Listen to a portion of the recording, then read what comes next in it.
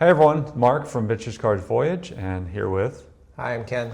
And we are concluding our four-part series, the 4 Steps to a More Intentional Hobby Life. And this is about selling, I should say. Selling, trading, and how you go about doing that.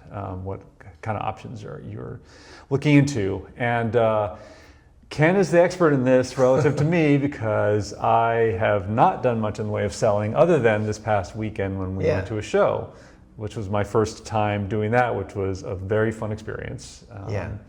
Didn't sell necessarily as much as I wanted to, but at the same point I did sell some things, and so it was cool. Yeah, and I would say that even if you didn't sell a lot of things, now you're ready to sell. Right. Like you've comped a lot of cards. Yes. Right, and you've put them in top loaders or cases or whatever. Mm-hmm. So you've enabled yourself to sell. Yes. Yeah. So which is a huge step. I think there's people that never really get there. So right. Kudos to you. But I'll talk about what I've been doing, and so I've been selling on eBay. I would say the last easily since COVID. So it was probably 2020 where I started in earnest selling. And it was because of COVID. I had a lot of time to look at my collection. So primarily eBay. And I think people know this, but eBay does charge 13%. Mm-hmm. The thing that people maybe don't realize is that they really push you to promote your card, which is anywhere between, and there's a sliding scale. You can choose the percentage, which they don't tell you that much, but it's like if you spend more on promotion, they probably push it more. It'll get more views. So, and that's anywhere from like 2% to I think 18%. On top of the 13%. So you have to be thinking about all the costs that are going on this. Plus there's the cost of packaging shipping, the card, and the shipping usually takes care of itself. Oh, right, because some people I know will say free shipping, but then they'll charge a little more on the card probably or whatever. Right.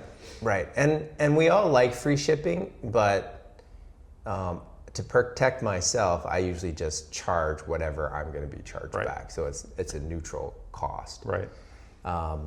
So eBay, what I can say is my experience is mostly selling graded cards now on eBay. Mm-hmm. I find that that's a pretty good marketplace for that kind of thing, and then there's no question about authenticity. Mm-hmm. Right.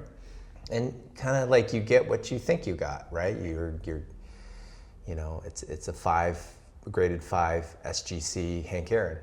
People kind of know what that is, and they compare it with the other ones on eBay. So selling raw these days has been harder, I think. A lot of bigger stores and shops and owners and collectors, I think, do a better job of selling raw cards. Yeah. They just have more quantity. They can do discount breaks. So I had shifted a lot of my raw singles to ComC, which is another option. So the trade-off there is ComC lists it for you. Right. You just ship it off to them. It does take a long time. I don't know what it is. It's maybe 3 months. Yeah, I was gonna say I've heard a few months. So. Yeah. So if you're tight on time and you just don't want the hassle, ComC can be a good option. Economically, ComC charges 50 cents per insertion. Okay. So they're gonna just charge you for that. Let's say you send in 100 cards. They're gonna charge you $50. Okay. Is there like a storage fee also because they have like a warehouse? You could consider that because you're sending the cards to them. Yes. Right. Okay. But then there's a 5% fee on top of that if you sell a card. Got it. Okay. So the balance between ComC and eBay is interesting. I still haven't optimized it completely. But if you're looking at fees, at some point when you get to the $5 level, they're kind of comparable. That might be your break even. So after $5, it's better to sell on ComC, because it's just 50 cents plus 5%. Whereas eBay is just going to be 13%. Right. So there's if we had a chart or a graph, you can see that. Right. ComC though, the peril of the ComC is that unless it's a unique card, there's so much competition it's going to be raced to the bottom. So I found that a lot of my cards are going at really discounted prices because people can make you an offer, and you get an offer for, like, let's say a random Chipper Jones card. I usually just accept it because I'm never going to sell that card. Right. So there's pluses and minuses there, but ComC is a pretty good service in terms of, like, send it out to them. You do have to go, once they've listed them, you have to go price it. Right. That can be done in one night, you know? And then you forget about it and things are getting sold, or you get offers. Right. So ComC can be a good option. The other option I've done, which I like quite a bit, is Facebook. Okay. So there's no fees there. Right. And that's just kind of peer-to-peer selling. You have to find the right groups and then follow the rules. They all have different rules to selling. But I found Facebook to be pretty good to sell sets and things that are of interest to the group, right? Like, so I belong to a star basketball group. That's all that gets sold there. Right. You know, if you put something up there at a reasonable price, it'll probably sell. Right. Yeah. So that's, if you can find the right niche for what you're selling, that can be a good thing. So question, for eBay and Facebook, are you a buy it now versus auction generally? Great question. I was exclusively a buy it now on eBay because I just didn't want to sell something at a drastic discount. Right. And I knew that's kind of the game with the auctions. So I was only buy it now, and I would do accept offers. So that can be a good kind of middle ground. It's like, if you think a card's worth $50, you set the price at $50 and you say accept offers at $35 or $40, right? Whatever your floor is. Sometimes it just sells for the price. Sometimes people give you offers. Right. So the majority of my listings are that way. But when things got slow last year at my store, I just noticed I was just not selling much. I looked at the prices again. I lowered some prices. Still not much action. I decided to take a portion of my cards and put them on auction, and that will go. Those will sell, but you just realize you're just not going to make as much money. It's I think I've yet to have a card sell on auction that would have been higher than my buy it now price. It just that's how it is, and I think there's a glut of cards up there. So right, I've watched some of Ty Wilson's videos. He's the Chasing Hardboard guy, who he talks about, like, I think auctions are kind of their, like, bread and butter right now. And I think I could be wrong about this, but I believe he had said something about how it kind of helps with the algorithm too, because you're constantly seeing your cards out there or whatever. Like, there's people interacting with your store more, I guess, and so maybe that's why. I can totally see that. That makes a lot of sense to me. There are also cards that I put on auction for a very discounted price, and nothing happens. And some of those cards, I'm like, I don't know what you do with now. It's like, it's gone through this auction. I've sometimes put it up again for another auction for $1 and nothing. So, and these are graded cards. So it's hard because you've maybe put the expense in a graded, and then, Yeah, and then Facebook, is it just purely like a buy it now situation, or do you, because I know there's some in those groups, sometimes there are auctions. There are auctions. There are all kinds of things. There's auctions, there's buy it now. There is I forget what they call it, but they put the card up there without a price. And then people just make bids, and then people respond by saying no. That's my least favorite. It's just like this random, and you can see, like, somebody will try a lowball offer and then it'll increase over time. But that seems like a really slow, inefficient, frustrating experience. I've seen a lot of, like, it's like, it's basically 24 hours after the highest bid, it stops. Basically, if no one else bids afterwards or whatever. Like, I've seen that. Yeah. I like that method. Yeah. That's finite in time, and it's not a mystery. You kind of can see when you're getting close. Sure. So Facebook is also, like, I think Facebook is a good alternative to eBay auctions because you can just do an auction there on your own. Right. Yeah, I've had success in all of the different channels. I think you just got to pick which ones you like. Right. I think Facebook's easier to develop a relationship with somebody. eBay is hard to talk to whoever you sell to. Right. Right. And ComSe's completely impersonal. I don't think you can send a message to anybody. Right. Maybe you can. I don't think so. I don't know. I actually recently, I was going to say too, regarding sites, I used Sport Lots, and that was to actually with the 1976 O-Pee-Chee attempts that I've been making, and that was pretty easy too. And that's, I think, one that maybe isn't used as much as the others possibly. Yeah, and I know there's others. That.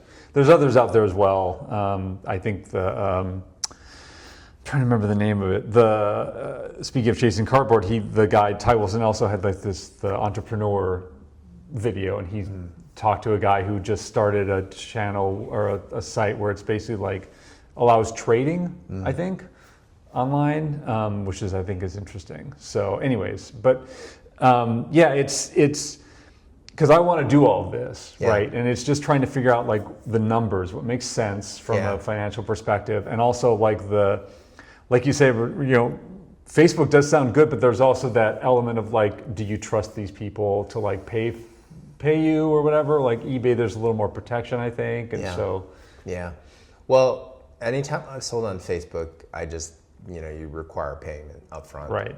So it's actually, if anything, you're insecure on the opposite side if you're buying something on Facebook because you've paid them and now you're just waiting for them to send it. Right, and hoping it's not, it's legit, whatever. And what I found is in the Facebook groups, the bigger Facebook groups that have good moderators, they protect against that, and if you complain, then they'll kick out the person. So. Right. The other thing you can do if you're worried about it is you can ask for a vouch. Some people, before they sell, will say, these people can vouch for me, and then people will say like what kind of seller it is. So, yeah, I mean, I think a lot of people exclusively now sell on Facebook. They found success doing that, besides selling on eBay. And eBay is a corporation, so the fees probably will go up at some point. Yeah. And then we haven't talked about the channel that I think I maybe like the most, which is at card shows. Right. There's the fee to buy the table, but that's a fixed fee. Sure. If you're like us, you share a table, and that saves on the cost. Yes. And then there's actual real life interaction with people. Of course, the negotiation can be hard, but most of the time I find it pretty easy. Yeah. And you're building relationships, ideally over time. If you continue to do it, then have people who trust you and you trust them, whatever. So it's interesting. It's also like you just, and I'm noticing there's more and more shows here, like on a weekly basis, whatever. So there's more opportunities to do it. And by the way, like you should do all of it. Like I'm selling on eBay, and before I prepare for a show, I look at the cards I have on eBay and I take a stack of them out, and that's part of what I'm selling. You just have to keep track of it because you put it back in the store and out of the store. But yeah, if you're trying to get rid of cards, there are so many ways to do it. We haven't talked about Whatnot. I don't know if we want to necessarily, but. Yeah, so Whatnot I think is really becoming the maybe most popular platform, and certainly for modern cards it seems that way. I have not dipped my toes in it because I think the thing that I have an issue with is I don't have a following. So if I go on there, I don't know who I would sell to, and I know you got to start somewhere. So perhaps we can test a Whatnot at some point. Yeah, I mean, I've read somewhere that there are vintage cards being sold on Whatnot. It's just you have to find them, I think, really, and so that's the challenge. It's mostly for breakers, I imagine. That's a lot of what's going on, but there's also obviously singles being sold there. And I think I've talked offline to you about this, about how there's some YouTube live streams where people will sell cards as well. And again, like you said though, you have to have a following, Yeah. or else you're like it's crickets out there, and you're Right. just kind of you're talking to no one. I mean, you're talking to no one anyways, Right. really. But it's like people are in the chat, right? And they're like, there's one I know that he sells via chat, and so it's just like he'll put it up in like 30 seconds and like put the clock on, and then people put their offers in the chat. Yeah. And so then after the 30 seconds is over, he'll determine who finished it up, kind of thing. I'm guessing he probably has someone helping him out or whatever to kind of like determine that. But yeah, so it's just kind of like you said, testing the waters, figuring out what makes the most sense for you. Yeah. I also know there are people who sell a lot on Instagram. Right. Yeah, it's true. I have not. I've a couple times posted things there, but crickets. Nobody like really replying that they were interested in anything. But I know that some people sell on Instagram. So yeah. Again, I think maybe a little bit more modern. Probably, yeah. I mean, I've definitely seen like some of the people that we're following on the channel are selling like vintage and stuff on there. So as far as I know, that's true. So yeah, it's just you just have to find your people, as it were. So. Yeah. So I think experiment with a different channel. Start slow. Mark has started now. He's in the market. He's broken the seal, as it were. He's partial dealer now. Yes. So collector, investor, dealer. Sure. I don't know where I rank them. Probably, collector, dealer, investor. I don't know. It's a good question. Probably collector, investor, dealer. Yeah. Probably that's where I am. I'm Yeah. collector, investor, dealer. Yeah. But maybe the dealer will jump over investor at some point. We'll see. Don't worry, Crystal. We won't take that from you. We're nowhere close to that. Yeah. Did you want to do? You brought something to show. Yeah. So this is something that I found in a Facebook group. Somebody was selling these 3D Topps cards, and I'd never seen it. I mean, again, I may have. It was, I was like in my teens, like early teens at that point. So I was collecting a lot, but I don't. Again, this is in Hawaii, and so I don't know. Maybe it wasn't never found its way to Hawaii. Yeah, no clue. And it was 1985. So here's Gary Carter, George Brett, and Mattingly. We thought we'd open a couple. Yeah. I know yours is over here. there. So I'll go off camera.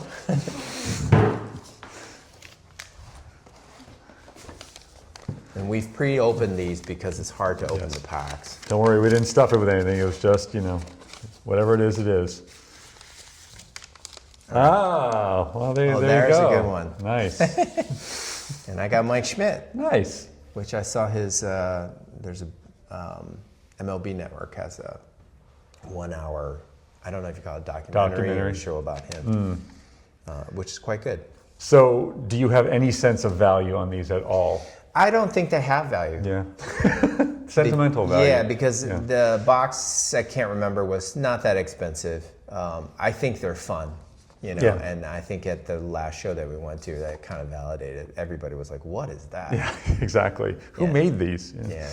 I mean, it is Topps. You Right. can see it's Topps branded there. But the photos are different than it's not like the photo of the car. Yeah, no, it's not anything that I've seen before. I think the Dwight Gooden rookie is probably the best one, quote unquote, from this. I think it's 85, I mean, here's right? the checklist. Yeah. So out of that... there's quite a few Hall of Famers, certainly. I mean, it's mostly Hall of Famers. Mostly Hall of Famers. But yeah, like Mattingly's second year, Gooden rookie, Mark Langston rookie. I think the Pete Rose and Reggie Jackson are maybe the highest value, maybe the Seaver. Hard to say. Hard to say. Yeah. Anyways. Ricky Henderson, maybe? Yeah. Oh, yeah. Yeah. They don't stack very well. No. Storage is difficult. So this is going to be, they do have these little stickers in the back. So I think this was meant to be I didn't placed even on realize a that. wall. Huh. Which I'm sure a lot of parents didn't like that. Yeah. It's so like kind of randomly placed too. It's just you'd think it would be like very straight and whatever, but no. Yeah. And you can see, I don't know if you can see the detail on that, but the backside is there's, indentation, real 3D. Right. Legit. Yes. No, that's fun. Unusual fun. Yes. Yes.